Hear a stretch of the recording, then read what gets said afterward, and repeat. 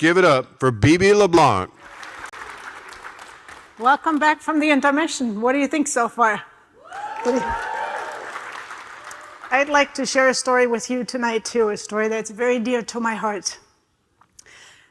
There are events that characterize the shared history of multiple countries, and they're too important to be forgotten. One such event is the Berlin Airlift in 1948-1949. Good evening, Elevate Daytona. My name is Bibi LeBlanc, and as someone who grew up in West Berlin during the Cold War, I witnessed firsthand the lasting impact of this pivotal chapter when unity and cooperation bridged a divided world. In 1945, at the end of World War II, Germany was defeated. The winning Allied countries, the US, England, France, and the Soviet Union, divided Germany into 4 zones of occupation.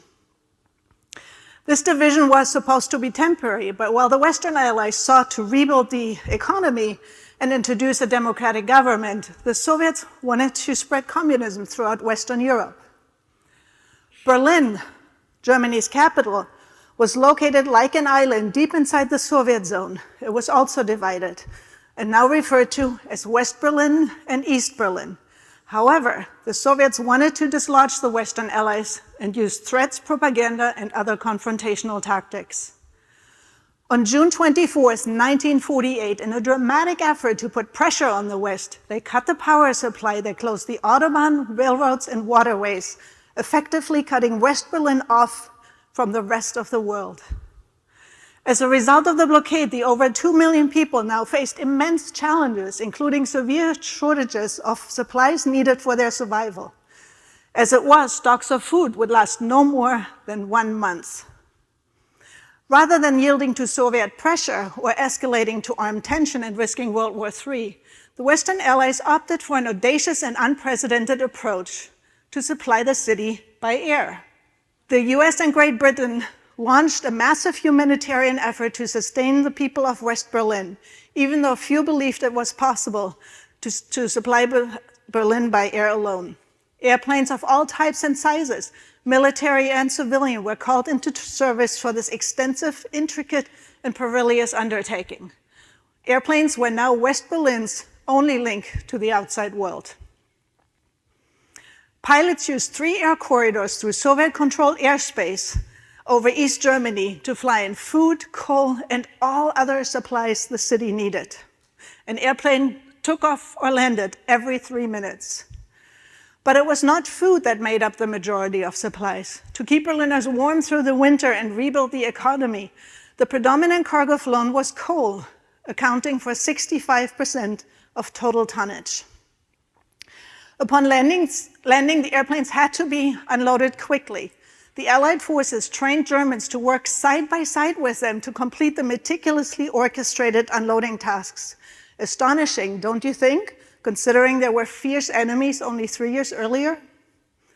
One day, a young Air Force pilot from Utah, Lieutenant Gail S. Halverson, talked to some children at the airport fence. Before leaving, he pulled out 2 sticks of gum and watched as the children divided the gum.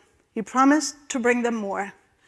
The next day, Halverson crafted parachutes using his handkerchiefs and attached candy. As he approached the airport in Berlin, he rocked his wings and his crew dropped the candy parachutes. Soon, many other pilots participated. Word got out, and school classes and church groups from across the US assembled candy parachutes for the children of Berlin. The candy drops became a cherished symbol of hope during those dark days. Once representing danger, the airplanes were now symbols of goodwill and friendship, and served as a powerful catalyst for changing the hearts and minds of young and old alike. As 1948 transitioned into 1949, the rumble of the engines in the skies over Berlin continued. Despite all odds and challenges, the airlift persisted, proving the Western Allies could sustain West Berlin indefinitely. Realizing the West was not going to abandon Berlin, the Soviets lifted the blockade on May 12, 1949. After 10 months and 16 days of intense standoff, the end of the blockade marked a pivotal chapter of the Cold War. Despite what most had believed to be impossible, Berlin was sustained by air alone from June 26, 1948 until May 12, 1949, with airplanes landing every 3 minutes, day and night, for almost a year. This story resonates through time and illustrates how communication and cooperation can overcome even the darkest hours of history. Its legacy teaches us when we stand together, we can bridge gaps and turn enmity into friendship. It also serves as a powerful reminder that each of us can show we care with even a small gesture of kindness, just as Gail Halvorson, the candy pilot, did with 2 sticks of gum. You never know the impact you might have on shaping the world around you. Thank you.